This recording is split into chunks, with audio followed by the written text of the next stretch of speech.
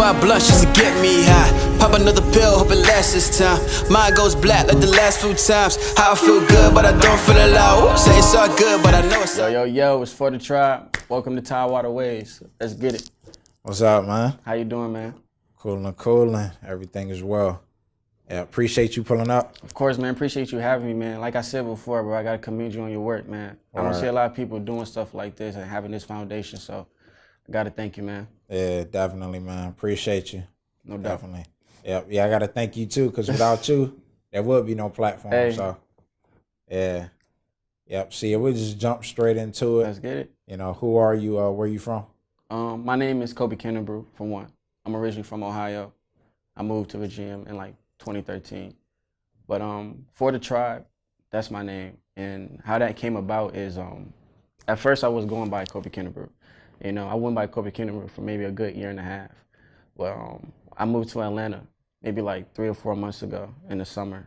And I'm not gonna lie, and people say you lose yourself in Atlanta, and I lost myself. Not in the sense I lost myself, but I didn't like who I was becoming. You know what I'm saying? And I started to get real selfish in a sense. I was doing like a lot of wrong. And I was talking about that more when we talk about the EP. I was doing a lot of wrong, and I didn't like who Kobe Kennebrew was becoming anymore with the music. So I kind of like revamped myself in a way. But I didn't want to just have a name just for no reason. Like, I wanted my name to have meaning. And so I had to like remind myself, like, who were you doing the music for in the first place? And I was doing it for my family, tribe. That's my tribe, you know? And as the leader of your tribe, you the one that has to hunt. You the one that has to eat. If you don't hunt, no one else is gonna eat. You know what I'm saying? So in a sense, the way I took it was like, I gotta get back on my shit. Like, I gotta remind myself why I'm constantly trying to eat, why I'm constantly trying to hunt for more, you know what I'm saying? And it's for them, for my family, for the tribe. So that's where For the Tribe came from. Okay. Yeah. So you seem real grounded, you know, everything you doing has meaning to it. Yeah, so, salute that. You know, you got to have a level head in terms of... Oh, yeah, especially in this game, man. Yeah. I feel like a lot of people let the fame and the music and the attention get to them. And it like blows past everything that they worked for. No, not me. Hell no. Ain't no way. Ain't no way. The way I was raised and like the way I came from, I couldn't let that shit get to me. Cause I ain't had that shit before, so why should I let it change me now just cause I have it? You know what I'm saying? And I don't even have all that shit now. To be honest, I don't even want that shit. Yeah. To be honest, I'm really in it for the music. Like the jewelry, none of that shit means nothing to me. As soon as that shit touch your neck, it loses value. Yeah, right. In a sense. So I don't really care for shit like that. I'm really laid back, like you said, grounded. I'm really level-headed as hell. Like the music is my passion. That's all I'm here for. Okay, right. So yeah, how does that play into your music in terms of how you create in the process? Oh man. Well, for one, I've been writing music probably since I was able to speak and able to read and write. And me and my cousins, man, I grew up in the church in a sense, and we had our little group or whatever, and I was the songwriter. I wrote all the songs and stuff like that. And so, like I said, I just always been writing music and stuff like that. But I don't know, man, the music, and when it comes in the sense of writing it and creating, I don't know, it just flows. You know what I'm saying? I feel like some people have that level of creativity where it just comes naturally. You know what I'm saying? And I had a lot of big inspirations in my life. But for one, I mean, I'm old school. You know what I'm saying? I have a very old soul, my mom says all the time. And one people who had a very big inspiration in my life was Tribe Called Quest. You know about them? Yeah, of course. Q-Tip, Five Star, you know, never have step, because I'm not a half stepper. You know, all them, you know, that was like, I love the way they wordplay. You know what I'm saying? I love the way they brought themselves, you know what I'm saying? Everything that they did, I was obsessed with, in a sense. And then when Friday Night Lights dropped, J. Cole, that right there, I was like, whoa, who's this nigga? You know what I'm saying? That's when I first heard him, Friday Night Lights. I didn't even get to hear none of the other shit that he had. Right. And then K-Dot and Joey, and then Mick Jenkins came out of nowhere, and then I was just like, yo, who is these niggas? Like, how can I, because to me, I felt like where I was at in the levels of writing and stuff like that and creating, I was still too low to even put out music at the time. So the way I looked at stuff was, how can I interpret what they did into my own vision? You know what I'm saying? They were my big inspiration, so, you know, something had to come from them. Yeah. You know what I'm saying? So, in a sense, I really just looked deep into their music. I studied my craft. I studied all kind of music. I studied Biggie. I studied Pac. I studied so many rappers that people listen to nowadays and people don't listen to nowadays, that it ended up creating my own kind of style. You know what I'm saying? When people hear my stuff all the time, they be like, damn, bro, like, no one else sounds like this. You know what I'm saying? No one else is doing what you're doing. Keep doing what you're doing. And that's like encouraging right there. So when it comes to creativity, a lot of people had a lot of input in it, but I had a lot of input in it as well. Okay. So yeah, speaking on the studying, let's talk about the product of that studying, Black, the EP. Oh man. Out now. Black, the EP, link in bio for the tribe. You can get it anywhere. We're streaming on all platforms. Let's get it. But Black, the EP, man, that was it was very emotional at the time. It took a long time to make, I should say. It didn't take a long time to record, but it took a long time to make. And you guys, my producer, about that, 'cause we talked about this. But yeah, Black, the EP, it started when my father passed away. My father passed away last Christmas, on Christmas Day. And it was crazy because I haven't seen him. I probably seen him like twice in my life. I ain't trying to get all mopey right now, but I'm just telling you the background. Yeah. But I probably seen him probably like 2 or 3 times in my life. And the day I was going to see him, that day I saw him, you know, we were speaking, well, we didn't get to speak or nothing, but he was on his deathbed, and I walked up to him and I was like, Pops, I love you. You know what I'm saying? Whatever you did in the past, it doesn't matter. None of that shit matters. Just know I love you. You know what I'm saying? As I walked away, gone like that. Oh, wow. Yeah, so I was just like, I was stuck because I didn't know how to feel for a man who wasn't never there. You know what I'm saying? And then, so that was like one part of Black. And then, once again, piggyback on Atlanta, I was living with my girl at the time. And like I said, I lost myself. So I did a lot of fucked up shit to her that she didn't deserve at the time. And I don't know, it just got really bad. And I ended up having to move back because we ended up breaking up. Everything got fucked up. We was living together. Shit just got so fucked up in my life. I was just like, how can I recover from this? I didn't think I could. Like, my whole life just got dull. Like, I feel like everything just lost color. And all I could see was Black.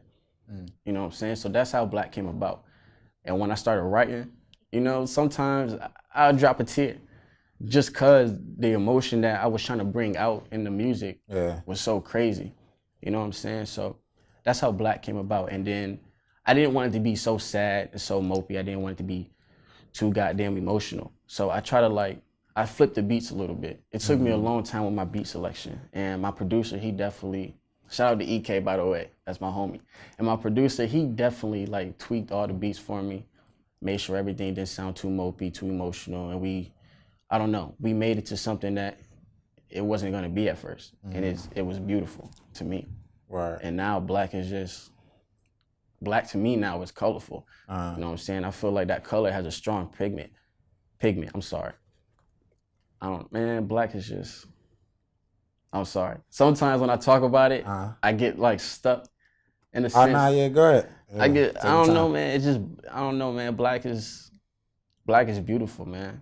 That EP was beautiful, and I got a lot of good feedback. I haven't heard one person say they don't like it, you know? And I tell people, like, give me your honest opinion on it all the time.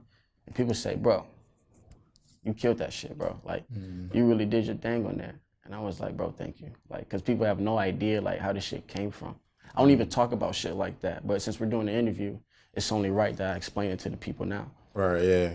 But yeah, man, Black was something crazy, man. Yeah. Very proud of myself, very proud of my team. Shout out the whole Tribe family. That's a gang right there. Right, salute to you, man. Thank you. Yeah, yeah. So, you know, what is music without a story? Exactly. You know, it has to have meaning, so. Exactly. Yeah, you got a favorite track on it? Favorite track on it? Black. Off rip, Black. Just because the way Black came about, the way when I wrote that song, it was just like that. And when I recorded it, it was just like that. It was spilled onto the paper. Yeah, it was a one take thing, just constantly writing. Didn't stop writing until I finished it, and it was crazy. It was crazy. That's definitely my favorite track. And I sampled Kanye's Bound 2. I sampled that. That's one of my favorite songs by him, actually. And I was like, bro, yeah, this shit is gonna rock. And then I love piano play. So my producer, he's really big with the piano. And I was like, bro, we gotta throw the piano in there too. Like, you already know how I get down. And like hearing it now, before we recorded it and before we like mixed it and everything, it's just crazy, bro, because it went from something that wasn't supposed to be as big to something that became humongous in a sense, to me. Maybe not to other people, but to me, I feel like that's one of my best tracks I have out. Right. So, yeah, Black is probably, that's my favorite. Gotcha. Straight like that. Yeah. So with you putting your emotions into the song and it being from such a natural place, do you ever just get in the booth and freestyle? Oh, yeah, all the time. Before before Black came about, before I dropped it on April 4th, 419, I dropped it on 419. I just wanted to say this real quick. I dropped it on 419 because I'm from Ohio, Toledo, Ohio, and the area code is 419. Oh, okay. Yeah, so I had to put a little play on it. But 30 days before, I had dropped a 30 days freestyle. And now I used the Clout remix. Not the Clout remix, but I used the Clout beat from Offset and Cardi. Oh, the new one? Yeah, that Do Anything for Clout. As soon as that shit came out, because at first I was going to use the 30 Hours by Kanye. Big Kanye fan. I was going to use the 30 Hours, but when he did that, I was like, nah, I'm going to do something more upbeat, get people attention and stuff like that. So it's a hard beat, too. Yeah, it's a very hard beat. When I first heard it, I was like, damn. Yeah, I was like, fuck, Offset made this shit? Oh, he made it? Yeah. I don't know if he made it, but I was like, damn, he put that song out. Like, Okay. Like, damn, like this beat is tough as hell. So I called my nigga E and I was like, bro, I'm about to come through and just do this freestyle real quick. Ran through it. And it was straight like that. I put it out 30 days before the EP and we just let that shit rock. Word, okay. But I mean, most of the times when I'm doing a freestyle, I don't record it because I feel like some things don't need to be recorded. I feel like everything shouldn't have, how should I word this without fucking it up? I feel like everything shouldn't be recorded, I guess. I feel like everything shouldn't be recorded. Public. Yeah, public. Okay. Thank you. Okay, I feel like everything shouldn't be public. I feel like some things is just supposed to be in the moment. You know what I'm saying? So when I freestyle, most of the time I don't record it. And most of the time, a lot of people don't hear it unless they're in the room. So, but I'll definitely do a freestyle anytime, anywhere. Word, okay. So you like, do you battle rap at all? No. I've always wanted to try it just to see how it is. Yeah. But no, I never really tried it before. Okay. So yeah, I know you say you've been doing music, since the beginning. Yeah. But like, what was that first introduction to like, I really want to take it serious, kind of that moment, taking it to the next level? Wow. So I remember this day. I was with my homeboys, and it was me and my homie, me and this girl Journey. Shout out to Journey. Everybody go get her music. She could fucking sing her ass off. But yeah, we was going to meet my homegirl Journey. We was about to go match it, and I was telling her because we had this open mic thing at my school. This was like junior year. And I was just like, hey, you want to do this open mic with me? And she was like, cool, what's up? And so we in the back seat, everybody smoking, shit like that. We park and everything. They blast the music. So she starts singing, and everybody just look at her like, bro, do y'all hear this shit? And so while she's singing, I'm just feeling that shit, and I'm just like, dun-dun-dun-dun-dun-dun-dun-dun. I'm like, damn. Everybody like, damn. Oh, you was spitting it out loud? Yeah. Oh, okay. She was just singing, and then when she stopped singing, I started spitting, and then she started singing again, and we just went back and forth that. Okay. And like, our energy just matched. Okay. And like, we had a big vibe and a big connection, and we was like, bro, we gotta do this open mic. And so like 2 weeks later, open mic, we do the open mic, and my producer was there. Now me and my producer, we went to school. My freshman year, I think he was a junior. So you met him at the open mic? No, I met him at school. We went to school together. Oh, okay. My freshman year, we were in art class. Okay. Or some shit like that. Yeah, we were in art class, and that's how I met him. But we didn't start doing music together until after the open mic. He was there I didn't even know he was there. Had no idea. And after the show, I saw him and I was like, oh shit, what's up, E? What the fuck you doing here? He was there for somebody else. He was there with my friend Paige. Shout out to Paige Jordan. Y'all gotta get her music too. She's a wonderful artist. But yeah, he was there. He was like, bro, that shit was hot. Like, you gotta hit me up. I just got back. Cause he was in New York for a minute handling some business down there. Up there. And he was like, bro, you gotta hit me up. That shit was hot. And I was like, I bet. And so like maybe like 2 weeks later, 2 or 3 weeks later, I went to the studio with him and we was working on my mixtape, just to pilot the mixtape. That's on SoundCloud. I can definitely go check that out, just to pilot the mixtape. But yeah, we was working on just to pilot the mixtape and he was like, all right, you ready? And I was like, yeah. So I got in the booth, I started recording and he was like, bro, have you ever been in the studio before? And at that time, I've been in the studio maybe like once and it wasn't even like a real professional studio. I just recorded some shit. I was messing with some low producer. He didn't really give a fuck about my music or anybody's music, you know what I'm saying? He was just charging niggas just to do the simple shit. But I was like, yeah, I've been in the studio maybe like once. He was like, bro, you sound like you've been in the studio all your life. Right. Like you just came in, you already know what you do. And I was like, I mean, it's common sense. I mean, I didn't know what else to say. Like, it's common sense. And I remember that day we knocked out like half the mixtape. And it was like, I was only there for like 4 hours and we got done with like 5 or 6 songs. Word, it's crazy. Yeah, like. Don't waste no time. Hell no. I'm a man that like to work. I'm all about my work. And I feel like we don't get time back in a sense. So why waste it? You know what I mean? And if you paying, not even that, if you paying for a certain amount of hours, go there and do what you need to do. Like you should already be prepared. You know what I'm saying? I had everything written out, everything. Like I was good to go. He was like, bro, come back next week. Like we gotta finish this shit. And I did. And like just 2 sessions, the mixtape was already done. Damn. And it was crazy, bro. Like the mixtape was 15 songs. Yeah. And just in 2 sessions, we killed that shit, man. And it was crazy. Ever since then, we just been at it, working, going crazy. And that's my brother now, and I love that, man. Like, once again, shout out my nigga EK, bro. Like, people sleep on him. Not even in the sense they sleep on him. People needs to know about him. You know what I'm saying? He's one of the hottest producers out. And I'm not just saying that because he's my producer or shit like that. He's my friend. I'm being dead ass. Like, this nigga, he does what a lot of producers don't do. And he actually puts his all into it. A lot of producers don't do that no more. You know what I'm saying? He's detailed with his shit. Very detailed. I don't see that from a lot of people anymore. And I gotta commend my nigga on that. Like, you're doing your thing out here, bro. That's real shit, and that's all love. But yeah, man. Ever since then, we just been in the studio, rocking shit out, going crazy. Okay. So how would you describe you all's style of, producing or music? Like me and him together? Well, you and him. Oh, well, my style of music, I would say, is I'm definitely more in touch with my R&B side. Definitely. Just cause I like that kind of beats. I like the kind of melodies and I like the kind of vibe that it brings. And I'm just a vibey nigga. I'm a wavy nigga, and I'll bring shit like that to the table.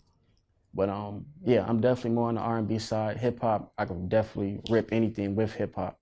Ask anybody. But yeah, with me and him, I feel like we go together like Danny Glover, Lethal Weapon. You know what I'm saying? Back to back, like Drake said. You know what I'm saying? If you see him, you're gonna see me. If you see me, you're gonna see him. If he's talking about me, I'm talking about him. In a sense, like we just work together so crazy. It's like we're real life brothers. In a sense. And like I said, I really do love that man, and I'll do anything for him because I know he'll do anything for me. And so, straight like that. Yeah. So how was that? Helped you having that support system and somebody, you all are coming up together and going through the music, the trials and tribulations. How has that helped you? At first, I was very shy with my music. It took me a long time to actually be open about wanting to rap and not being afraid of what people was going to think about me and my music. He definitely played a big part on that. You know what I'm saying? He definitely opened me up to a bigger platform, I should say, in a sense, where I didn't have to be shy anymore. You know what I'm saying? Like he brought it to my attention that people are not gonna like you just cause, you know what I'm saying? And that's the truth. And there's actually niggas out here that don't like me for no reason. I've never met these people, never talked to them, don't know who they are. They just don't like me. Like on the internet? Yeah, they just don't like me. And I was like, wow, that shit's crazy. What the hell did I even do to you for you not to like me? You know what I'm saying? So he explained that to me. He was like, bro, it's gonna be people for the rest of your life that's not gonna fuck with you. Keep doing what you're doing. Because at the end of the day, you still got people that do fuck with you. Yeah. You know what I'm saying? So that really played a big part in my life because I always felt like I wasn't good enough in a sense. And people be like, bro, are you serious? Like, you're not good enough? Shut the fuck up. Like, what are you talking about, nigga? Like, you're amazing. Like, bro, you're one of the dopest artists out here. And sometimes I still feel like I'm not. But I really had to, like, get on my confidence shit. Not on my cocky shit, but on my confidence shit. Like, bro, I am that nigga. But I'm humble at the same time. At the same time, I'll murder you niggas. Don't fuck with me. That's how I gotta be. Yeah. You gotta stand on something. Yeah. You know what I'm saying? Yeah. So do you perform, speaking of your confidence, how are you with crowds and performances? I haven't even got to perform in a big crowd yet. Oh, okay. Well, I have, but not the crowd that I want. Not as big as I want. Because I feel like I can go big. Now I feel like I can perform in the biggest crowd, like Something in the Water, and tear that shit up.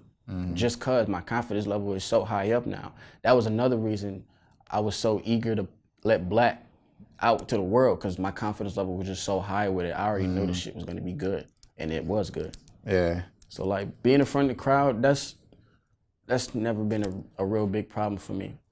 Because during the open mic, I did 2 open mics for my school. We had big crowds, and I performed my ass off, and they were screaming. They loved it. You know what I'm saying? So if I can get the auditorium crowd screaming like that, I know for a fact I can get any crowd bigger than that screaming like that. So yeah, a crowd is not something I'm really even worried about. Okay. Yeah, speaking of crowds, you brought up the festival. Yeah, we having, what, they said like 40,000 people pulling up? Yeah, man, that 40, shit's 50. That shit's gonna be crazy, man. Shout out for real, bro, for real. Yeah, like, definitely. I gotta commend you on that. You really doing your thing out here, bro. Yeah. Yeah. So you excited for it? Hell yeah, hell yeah, hell yeah. It's gonna bring so much exposure to the people of Virginia in the 7-5 that I feel like by next year, it's gonna be so many niggas that people didn't even know about that are gonna be known. Not even known, but like in levels that we should have been reached, you know what I'm saying? Not even artists in a sense, producers, people who, filmmakers, I should say, digital artists, anybody that has talent in the 757 or in Virginia, you know what I'm saying? I feel like it's creating a big spark for us that we needed, that we've been waiting for, you know what I'm saying? Niggas like us, we've been hungry for this shit for the longest, and now we finally got this opportunity, so I just really hope nobody wastes it. I really hope no one fucks it up. Like, please take advantage of this opportunity, and that's what I'm gonna do. Yeah. Got to, that national global spotlight. Yeah. That shit, man. That shit's gonna be so crazy, man. Shit's gonna be wild. Yeah. So what's like a stage or a location? What's the ideal, like what is your goal? Where you going for with the music? Like, what's the stage you would love to perform on? I never even thought about that before, because I felt like the sky is the limit.